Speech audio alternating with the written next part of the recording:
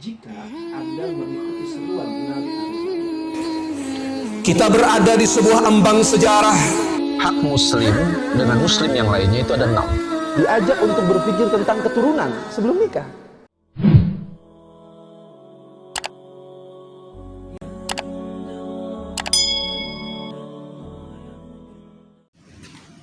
Assalamualaikum warahmatullahi wabarakatuh. Sahabat muslim dimanapun Anda berada, di bagian yang kedua ini kita akan melanjutkan pembahasan yang dijabarkan oleh Syekh Ahmad di dalam kitab yang beliau tulis tentang pergerakan-pergerakan dakwah.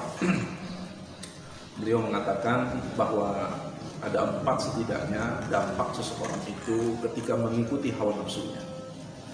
Yang pertama, yang lalu kita sudah membahas bahwa beliau menjelaskan salah satu penyebab seseorang itu terjatuh, terhina karena hawa nafsunya di dalam aktivitas amal jama'inya adalah terhalangnya seseorang itu dari kebenaran.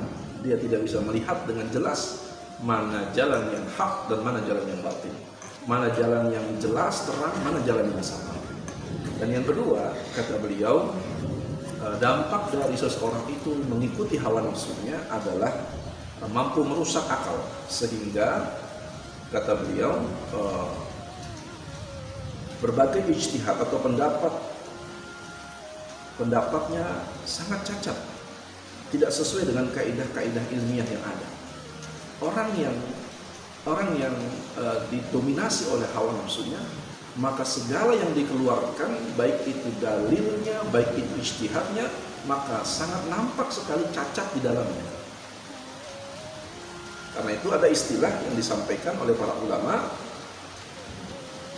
fakhuz biman haji min ya'si hawahu wa qad atwa ahlal hijafi kulli muhtamar anna al-hawa yufsadul aql salima wa min ya'si al-hawa asa fi amnin min dhar. Ikutilah jalan orang yang melawan hawa nafsunya, karena ia telah mentaati orang-orang bijak pada setiap muktamarnya. Masya Allah.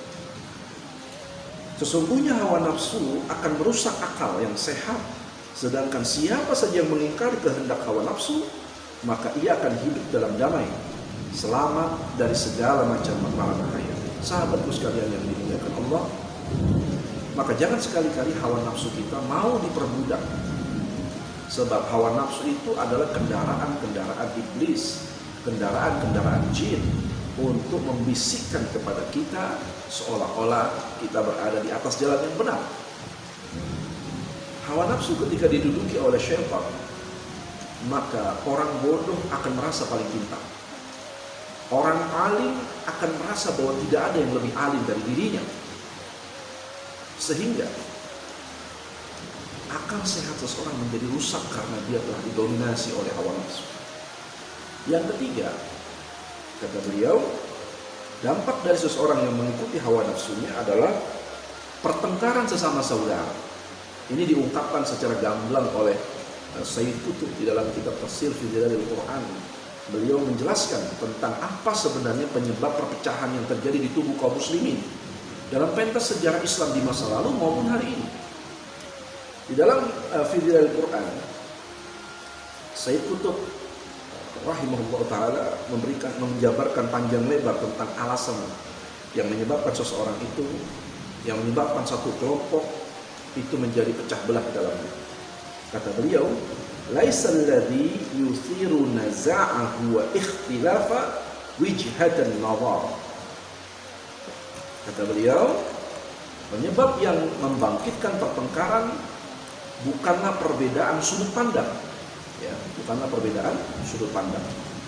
Tetapi kata beliau, yang dimaksud perbedaan di sini adalah innama huwal hawal ladzi yaj'alu kullu sahibi wijhatin yusirru 'alaiha mahma tabayyana lahu wajhul haqq fi ghairiha wa innama huwa wad'u az-zati fi kafatin wal haqqu fi kafatin wa tarjihu zata 'ala al haqqi ibtida'. Akan tetapi hawa nafsu yang menjadikan setiap pemilik pendapat memaksakan pendapatnya. Walaupun ia sudah melihat bahwa pendapat orang lain itu jauh lebih benar. Ia telah meletakkan keberadaan dirinya, ego, pada salah satu daun timbangan dan kebenaran pada timbangan yang lain. Sedangkan ia lebih mengutamakan ego daripada kebenaran. Itulah awal dari pertengkaran dan pertikaian. Masya Allah. Ini Sayyid Qutb menjelaskan luar biasa.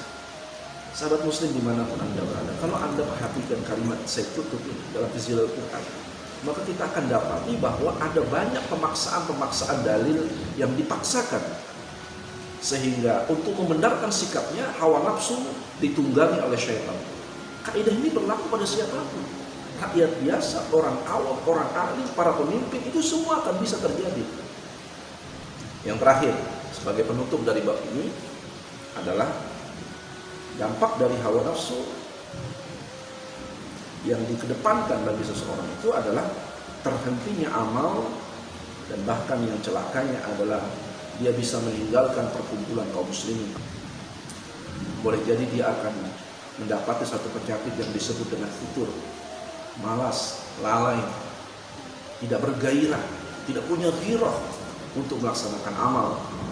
Yang puncaknya bahkan dia tidak segan-segan untuk meninggalkan wadah dan tempat ia berjuang menjalankan amal yang kebaikan-kebaikan. Teringatlah kita dalam satu syair dikatakan, "Talatun muhlikatun la min hallata wan nafs yaqudu illa al-batilih ila al-batilah wa syuhhun la yazalu yuta'u da'ba wa ujabun zahiratun fi kulli hal." Tiga hal yang dapat menghancurkan hawa nafsu, yang akan membawa berhentinya dalam perjuangannya, kebakhilan yang selalu diikutinya, dan rasa ujub yang selalu muncul dalam setiap keadaan.